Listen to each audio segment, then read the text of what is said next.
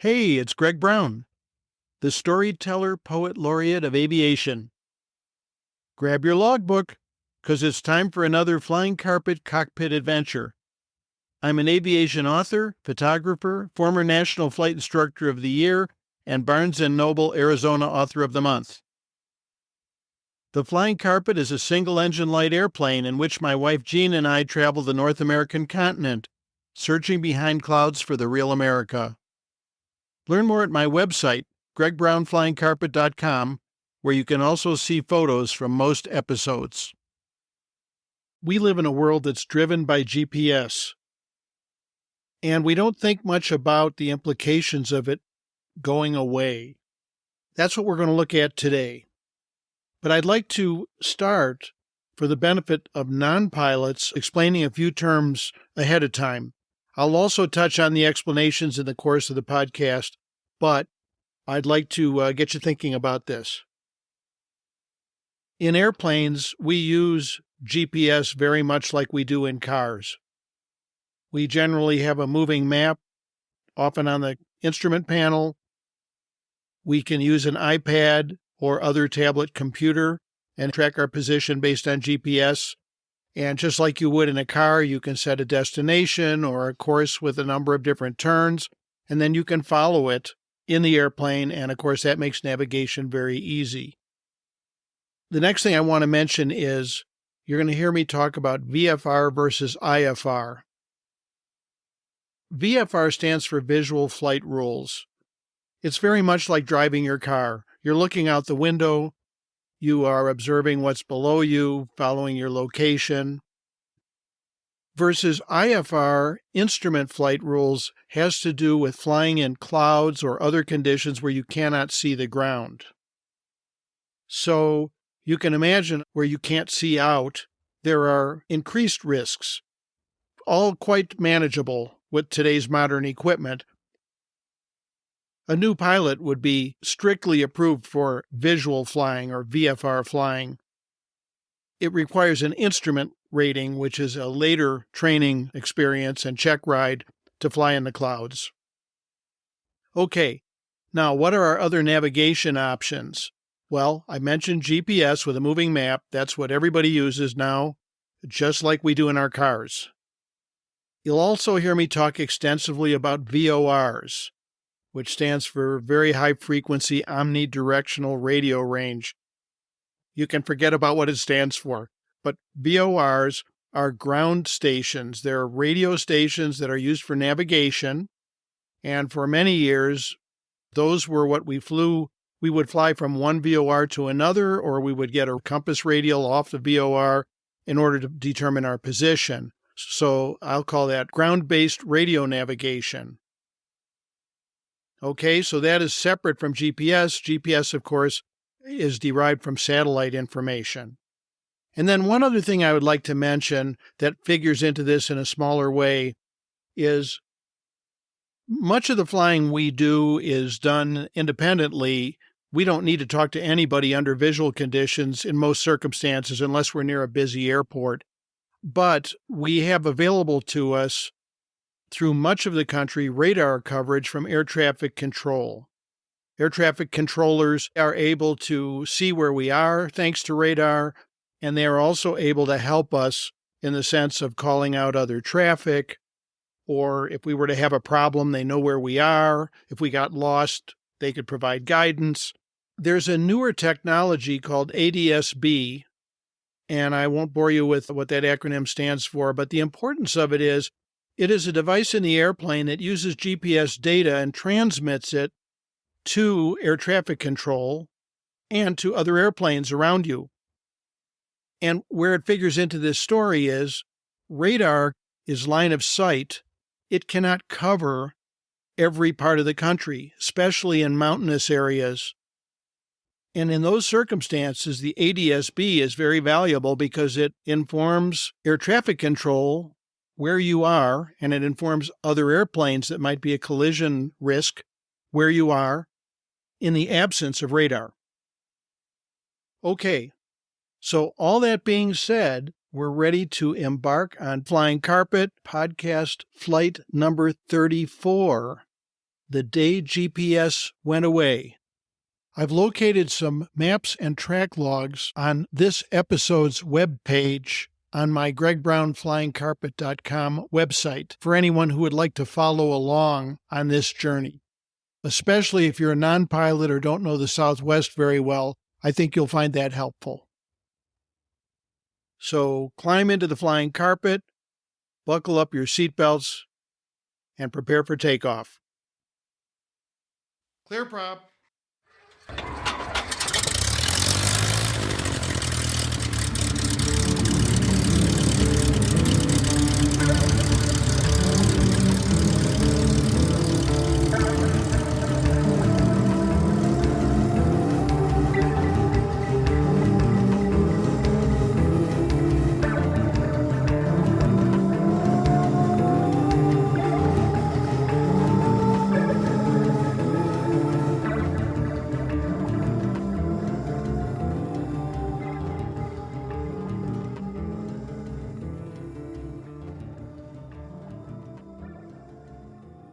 Gene and I were bouncing through clouds in the flying carpet at 12,000 feet on an instrument flight plan over trackless wooded mountains along the remote Arizona-New Mexico border. I was flying her from Flagstaff, Arizona to El Paso, Texas for tennis sectionals, and the day had started inauspiciously. Normally we make the 2.5-hour journey more or less straight line under visual conditions. Today, however, scattered to broken clouds shrouded the mountainous central portion of the route. Warm temperatures precluded any icing on the plane, so I decided to file an instrument flight plan, IFR, allowing flight through the clouds. However, the direct route spans a huge swath of military operations airspace. Under visual conditions, one can pick one's way underneath this airspace. But that's not allowed on instruments when the military airspace is active, which it was today. That meant detouring either far to the west over Phoenix and Tucson or way east over central New Mexico. Not knowing which way we would be directed, I topped our fuel tanks and filed direct, awaiting routing instructions from ATC. Shortly after takeoff, Albuquerque Center assigned an easterly routing, southeast to St. John's, Arizona, then east to Socorro, New Mexico, and finally south-southwest toward our destination via Truth or Consequences and Las Cruces, New Mexico. Given that long zigzag routing, Gene and I were delighted when, after passing St. John's, the Albuquerque Center controller issued a 150-degree heading, cutting a corner southeastward toward Truth or Consequences. The first hint of trouble came shortly afterward, while surfing clouds over remote mountainous terrain. "Are you ADS-B equipped?" asked our air traffic controller.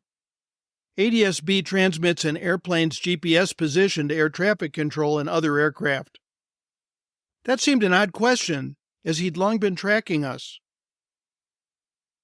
"You're cleared direct to lay-in intersection," he said when I answered affirmatively. I was just entering that waypoint in our GPS navigator when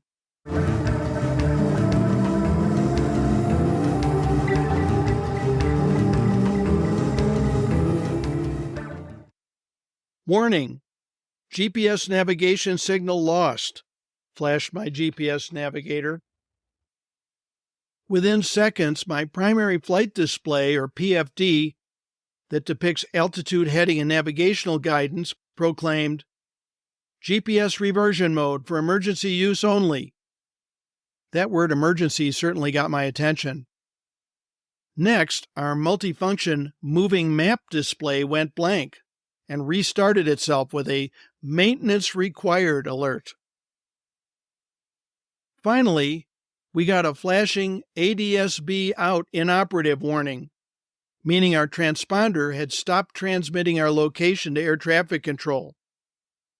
Seemingly every piece of navigation equipment on our airplane had suddenly failed, leaving me pondering how to safely continue while flying blind through clouds over remote high mountains. Continuing on our compass heading, I determined that our 2 VOR radio navigation receivers were still functional.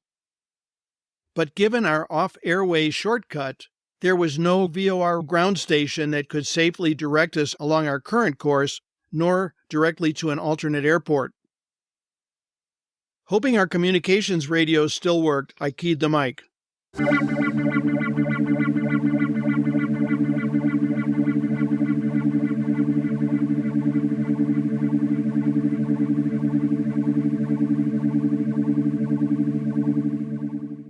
Albuquerque Center, I've just lost GPS, I reported. Resume 150-degree heading. Came the reply. Radar vectors around restricted airspace to your destination. Fortunately, it turned out we were within Albuquerque Center's radar coverage, and with no ground-based VORs aligned to guide us, the controller proceeded to vector us around nearby White Sands missile range restricted airspace and then on to El Paso. Much of the Mountain West is devoid of air traffic control radar coverage, and in many cases, there's not even voice radio coverage. So I counted us mighty lucky to have guidance following loss of GPS. After the initial shock, my first diagnostic thought was massive and costly failure of the airplane's navigation equipment. But now other pilots began reporting losing GPS, and I noted that my iPad's backup moving map had gone stationary. Now the iPad I have has its own GPS receiver, so it wasn't connected to the equipment in the airplane. Aha! To my limited relief, the problem was military GPS jamming, not expensive avionics problems. Now, we often receive military GPS jamming NOTAMs, or notices, here in the U.S. Southwest. But this was my first time personally experiencing it in the airplane, except for a few momentary interruptions by illicit truckers' GPS jamming devices. And oddly, GPS jamming had not been specifically listed in the pre-flight NOTAMs today, so I was not anticipating this problem.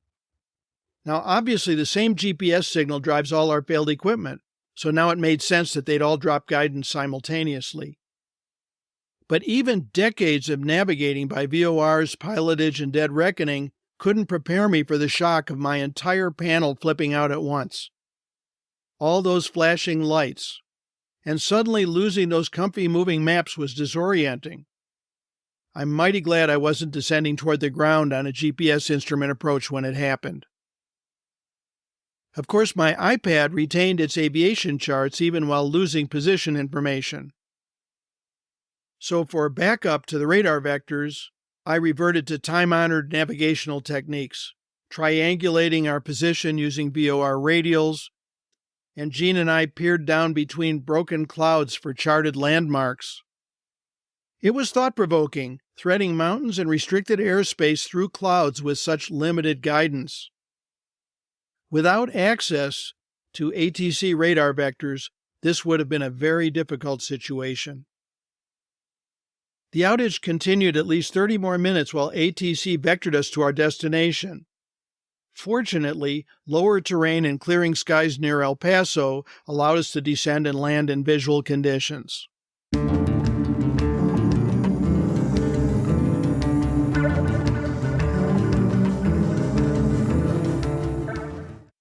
When time came to return home after dropping Jean, the weather had improved enough to allow flying homeward visually until GPS returned to service.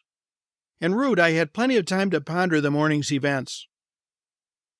While we'd experienced no immediate danger, the event opened my eyes to the perils of sudden GPS outages, especially for pilots not proficient in non-GPS navigation. First, the event startlingly conveyed the shock of everything going wrong at once.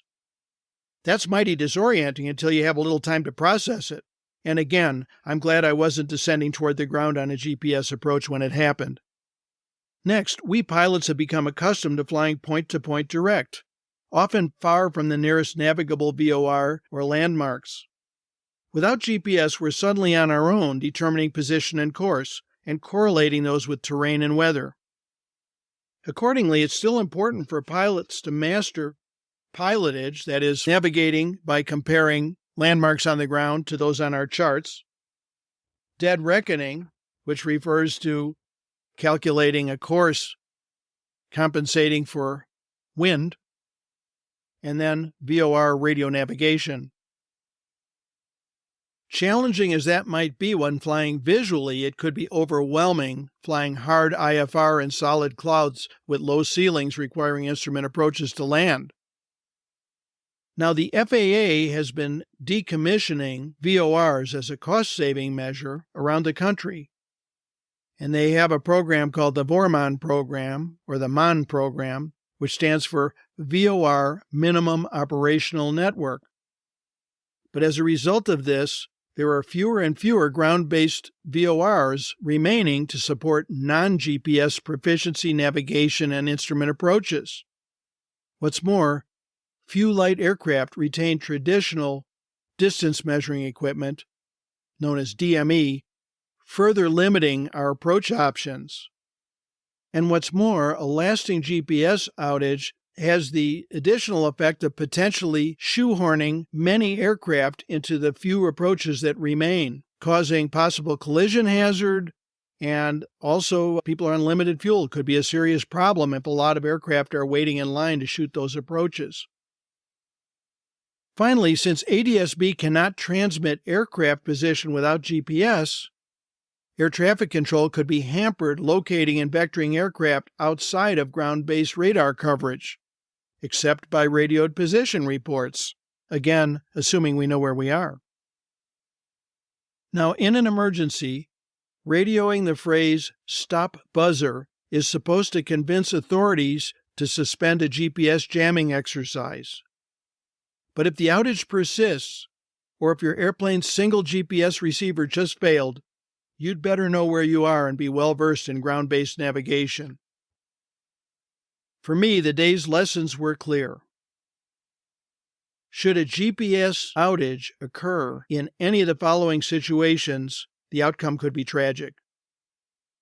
Heavy weather, pilots lacking fundamental navigation skills when GPS is out, threatening terrain, being far from ground-based instrument approaches, carrying limited fuel in a remote area, or outside air traffic control radar and/or radio coverage.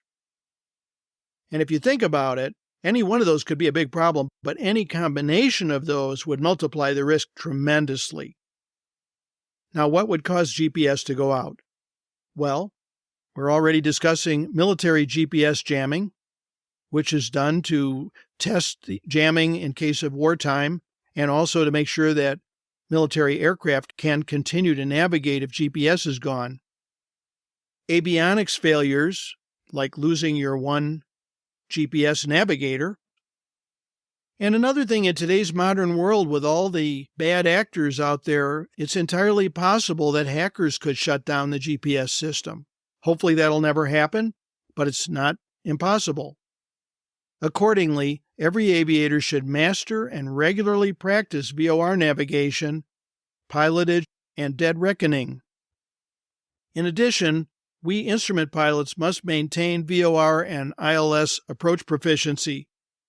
And when flight planning, we must identify the surprisingly few remaining non-GPS approach alternates along our routes.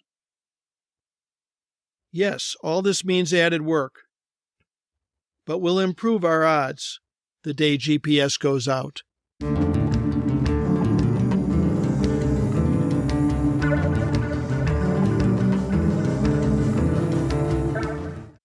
I want to add a postscript specifically directed towards my fellow pilots. One often hears from pilots in training and new pilots, "Why must I learn these basic navigation techniques? Why must I learn obsolete and difficult VOR radio navigation when in reality GPS is all anyone uses for navigation after earning their wings?" Well, my experience demonstrates why this is important. As a flight instructor, I wish there were a way to more effectively simulate GPS failures in training, to emphasize the need for continuing positional awareness, the need to be skilled at alternate navigation, and the impact of sudden GPS loss on the unprepared. And finally, the alerts of all the affected equipment when you lose GPS. Even after decades of piloting before GPS ever existed, it's still an adjustment for me suddenly shifting back to more arcane and esoteric VOR navigation and instrument approaches using little round dials with needles in them, especially in remote areas. But for newer pilots not steeped in those traditional ways, it could be deadly.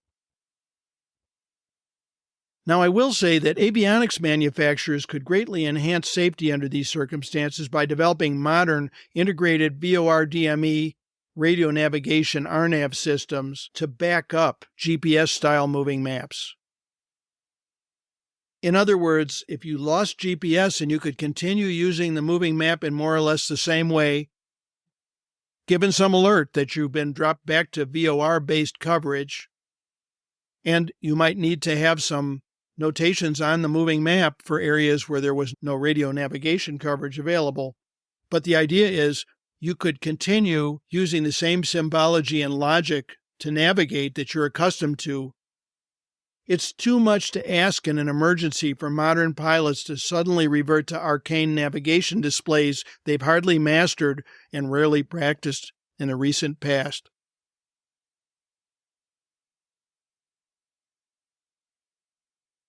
Well, I hope you found today's episode interesting, and I hope I haven't overcome my non-pilot listeners with all these details. But you can see this is a very significant threat to piloting safely, even though, or maybe by virtue of the fact that it occurs so rarely. Being prepared for it mentally and in pre-flight planning and understanding your equipment and the alerts and so on, really critical to surviving something like this. And honestly, I, as a 50-some-year pilot, really never thought about how serious this situation could be until Gene and I experienced the day that GPS went out on what would have otherwise been a routine flying journey.